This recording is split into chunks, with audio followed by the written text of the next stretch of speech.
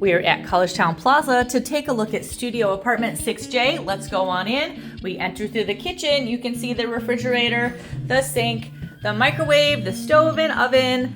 There are cabinets and drawers. Across from the kitchen is the bathroom. We'll take a look in there.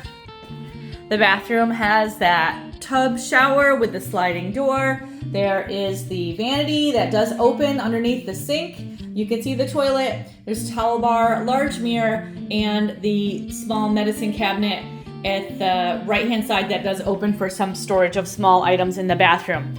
These studio apartments in Collegetown Plaza are HIJKL. They're all in a row on floors 2 through 9. We are on floor 6.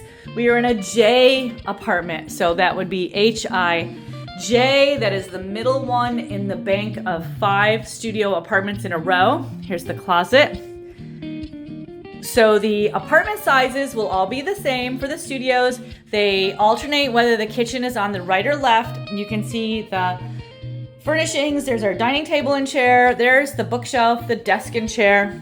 The dresser is over here behind us, and the full-size bed, and the air conditioning in the window. So the primary difference in these apartments, these studio apartments in Collegetown Plaza, is what floor we're on and what our view is going to be. So we're on floor 6.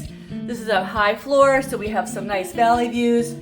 Remember, we enter from floor 4 here in Collegetown Plaza. We come up 2 floors from the lobby level, but we're up 6 floors on this west side of the building where the apartment is located.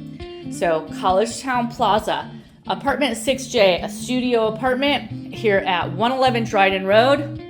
We're a half a block from the intersection of College and Dryden, which is the main intersection in our Collegetown neighborhood, and from there, we're just 1 block to campus.